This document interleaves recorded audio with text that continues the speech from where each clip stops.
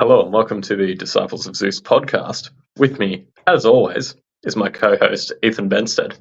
Ethan, your thought of the day, sir. Oh, not even gonna ask me how I am, man. Come on. I know that you're good. I know you're wonderful. My thought of the day. I haven't had many thoughts this morning. No, I do actually have a thought. While I was at the gym, I did have a thought. When you extend your arms and get a really, really good pull on like a bar and you're doing like just bicep curls on the bar, it makes it like 10 times harder. Just by stretching it out all the way and leaning back a little bit. So that's my thought of the day. True. Very nice thought. Gave a great pump. Yourself, sir? My thought of the day is push-ups are better than bench press.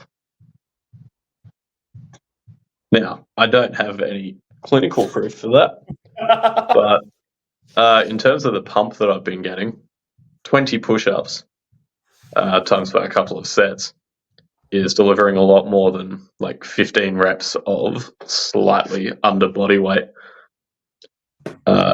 is doing for me. So I don't know why, but push-ups seem to be doing better, especially, if I may, when you like hold the dumbbells so you can get like extra stretch on the chest down the bottom. It's amazing. You get to go like past neutral, which is further range of motion than you get with the bench. And I've been loving it. Yeah, right. Solid. So there you have it, folks.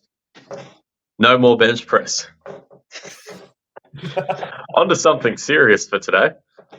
The $1 Million Weekend is an epic book by Noah Kagan, and it talks about the principles that you need to build a business worth $1 million over the course of one weekend. He's not promising that your business will be worth $1 million after 48 hours, but what he promises is that you'll be able to start and get to work on your 7-figure business, and within the day Friday, the day Saturday, and the day Sunday, you'll have a legitimate business that's making you money and profit, and you can just scale that up until you decide that you don't want to anymore.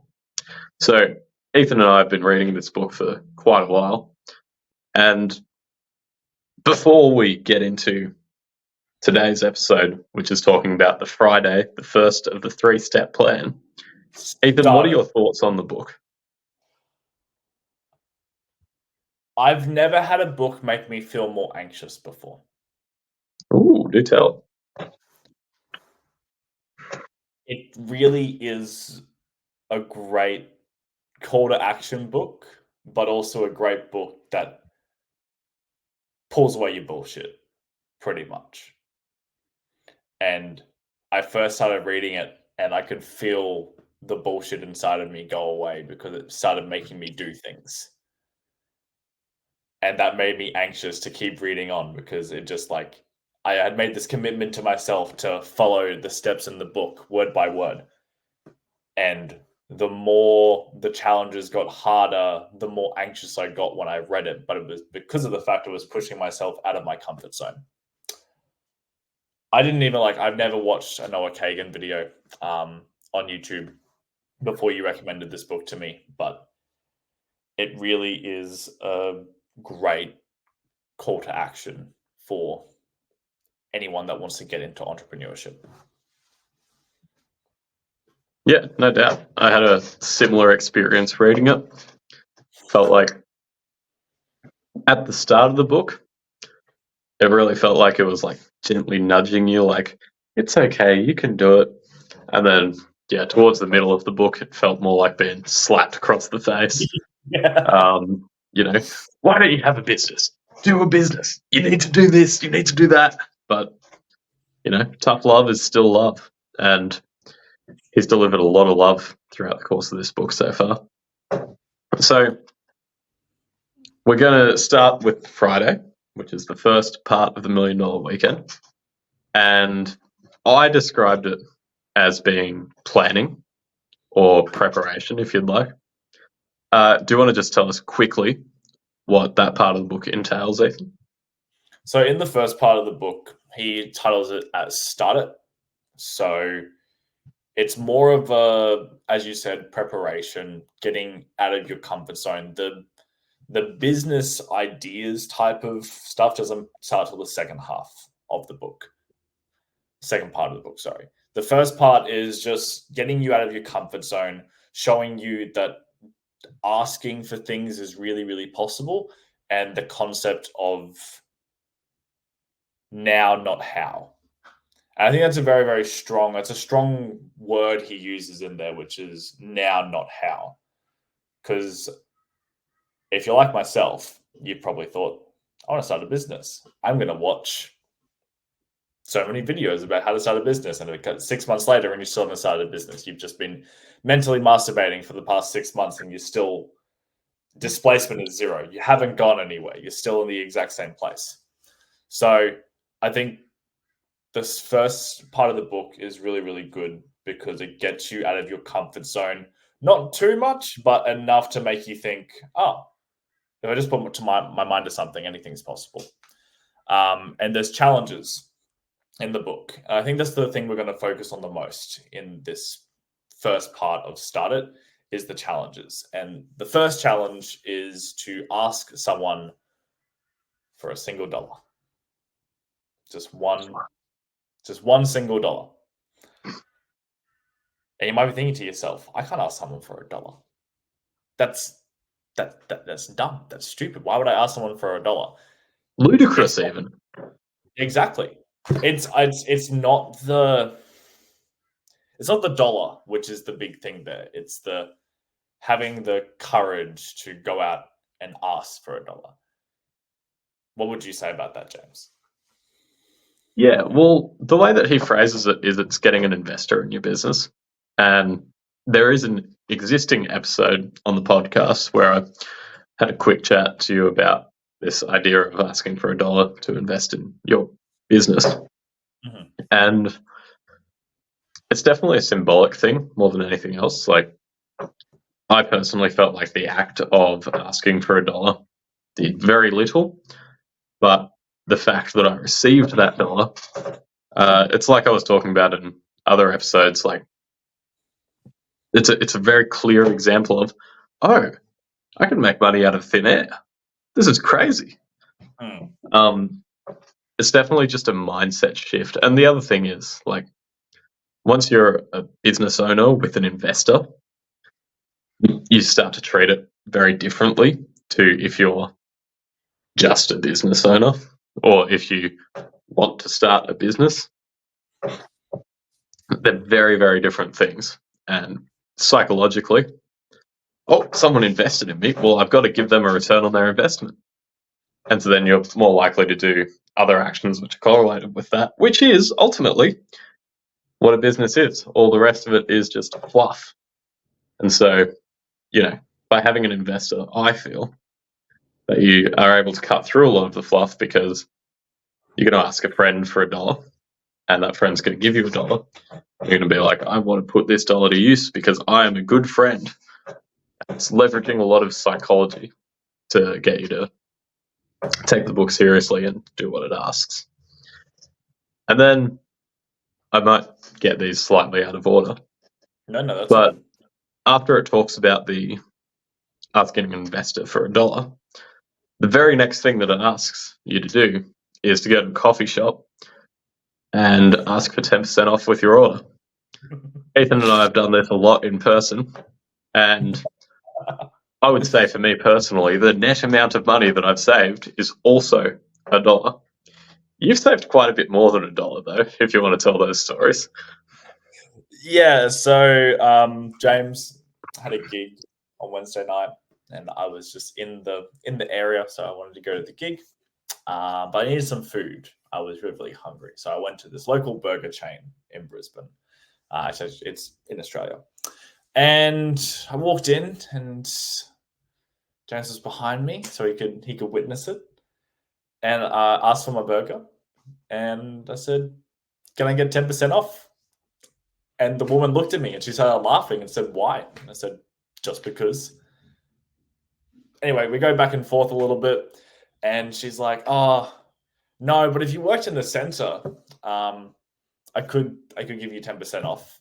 And me being the savvy man I am, said, "Oh, I work at the supermarket there." And I showed my partner's discount card that she has at the supermarket, and they gave me the 10% off. So I saved like $1.75 from this burger that I got.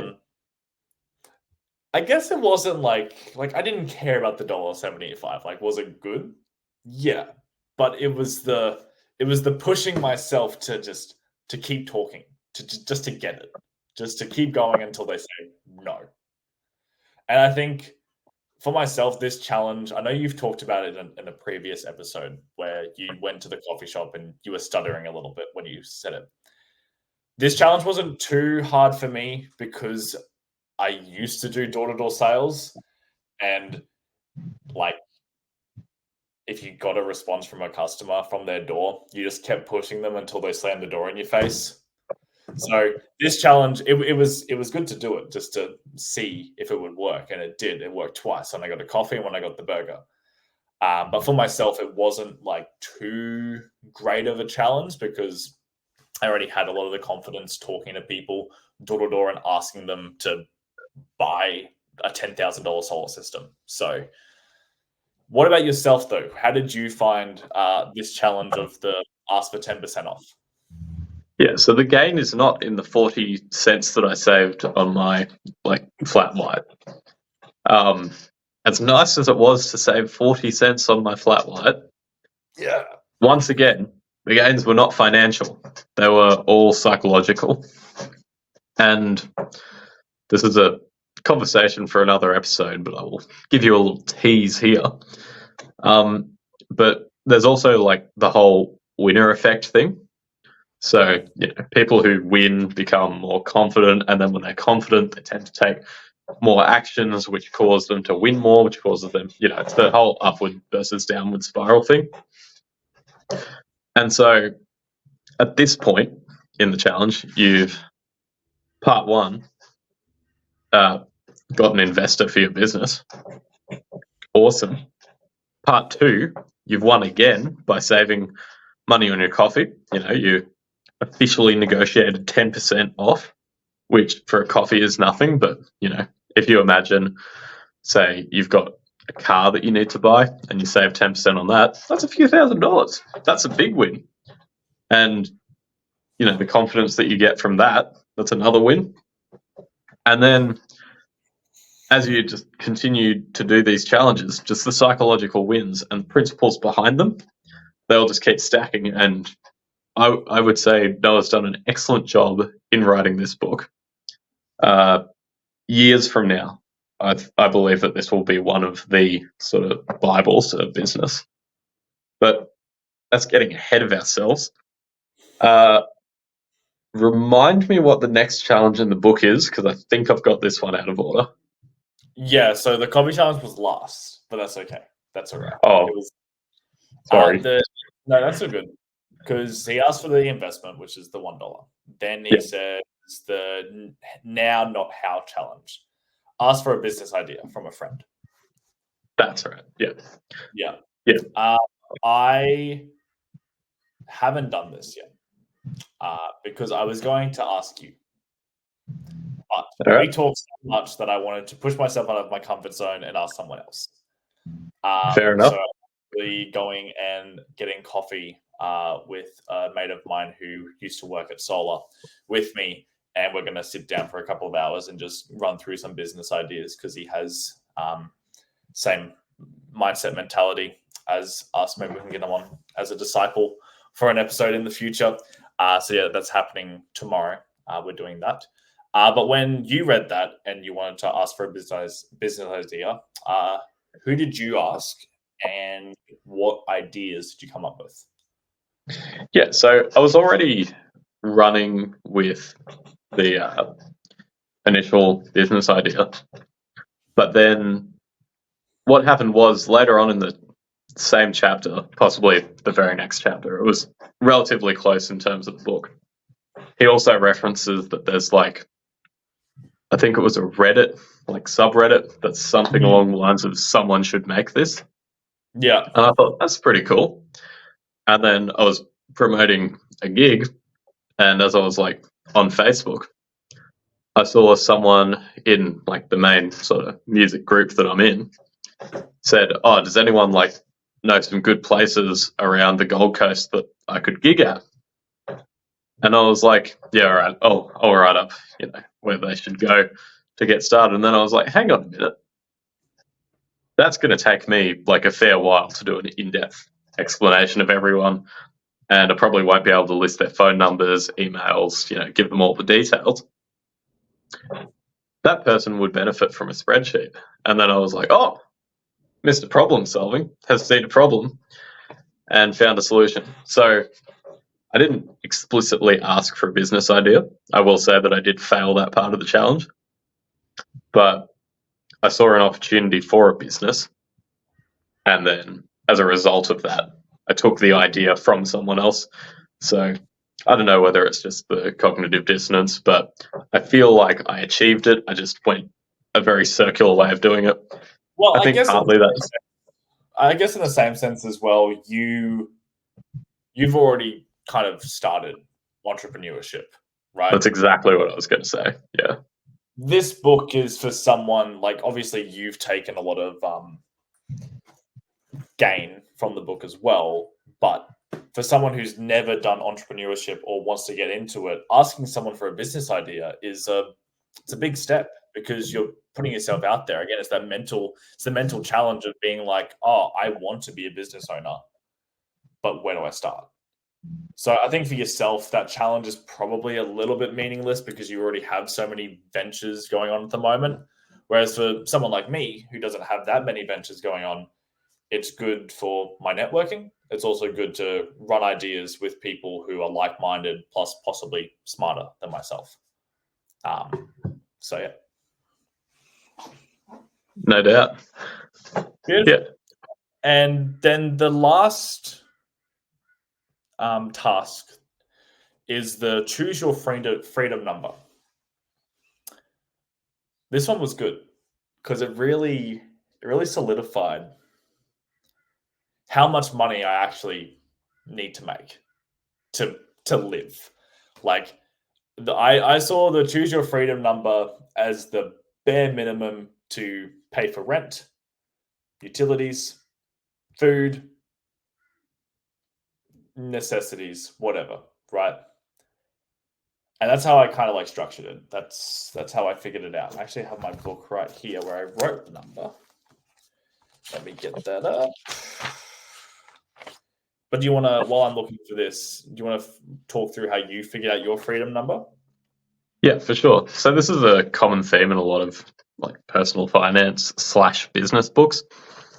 And I already had an existing one, so I also skipped this one, which makes it sound like I skipped a lot of the book, which in fairness I did just out of experience. But my freedom number is a two-parter. The first part is the amount of income that I need for, as you say, a solid life where I'm not really wanting for anything.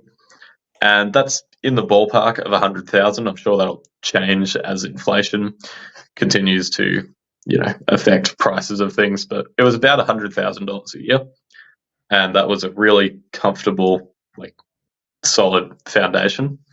Mhm. And then the second part of that is the other freedom number, which is how much money would I need total to have $100,000 a year passively / for retirement. How much would it take to retire me today and still have that $100,000 a year?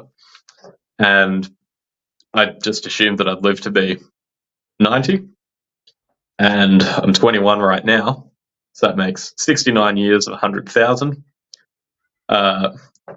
Nice. Which is, I'm going to call it $7 million because that's just easy to work with. And so that's the other part of the freedom number. So Part 1 is income equal to 100,000 a year.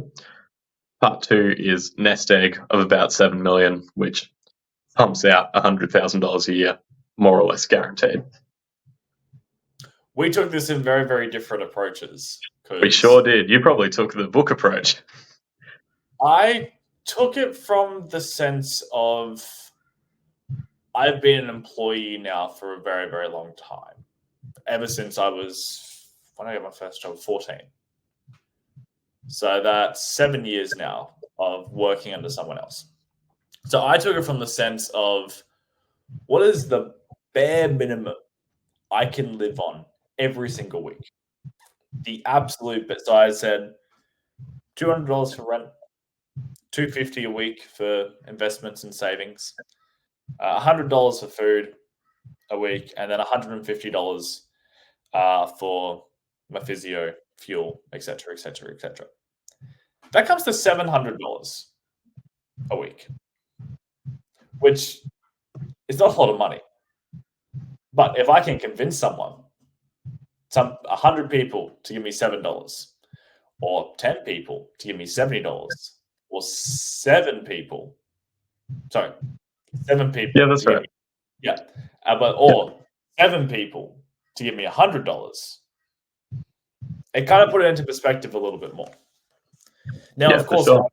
I want to make more than $700 a week because that's like not doing anything else. I think it's a good kind of like frame to show you. Again, it's a psychological thing. It's a good frame to show you, when I put it like that, I'm not having to go into an office 38 hours a week, and I also get all this time freedom. I mean, it goes back to the 4-hour work week as well. Sure, you're making $700 a week, but you might have all this other time that other people don't have. So it's new rich versus old rich. Let me convince you to double that number, or maybe not double it, but add a fair bit of headroom to it. I mean, I can do that. Like, that's fine. You have a no, but let me convince you that $700 is not enough. You have a lady that you want to provide for, no? Well, yes. Is she free? No. That's how I went from about a similar number. I went from 40 grand a year all the way up to 100 grand because, well, I could quite comfortably live a life of austerity just for my own purposes. I wouldn't want to inflict that on my lady. And I'm sure that you'd feel the same. Oh, 100%. But again, that $700 is a bad number, a terrible number. Before that exercise, it was just good to see what the bare minimum would be. And I think that's the reason why he puts it into the book, to show you that realistically, if you needed to, if you're pushed up against a wall, you could probably find a way to make $700 a week. And I think that's the whole purpose of the exercise, is just to show to you that this is how much you need, break it down to a smallest factor, and then start looking at those business ideas that you've already looked at to go into part 2, which is build it, which we will go through in a future episode. However, we've gone over time now. James, do you have any final thoughts to share with us before we end for today? Might not be a final thought, but it is a final request of the listener. Since we're all in the habit of asking for things and negotiating, I want to ask you to leave us a like, comment, subscribe. And if you're listening to us on the podcast, maybe you'd normally give us 4 stars, but give us an extra 10% today and we'll round that up to a 5-star. Any words of wisdom from you? If you haven't, pick up this book and just start it, because I've never been more scared in my life to read a book, and that just shows that this is worth more than the $20 that I paid for it. Absolutely. It's already made many times ROI for me, and I'm sure it'll do the same for you, Ethan. Beauty. Oh, Very nice. good stuff. Thank you for your time, sir. I'll see you on the next one. Catch you all, James. Take care, mate. Bye. See you. Bye.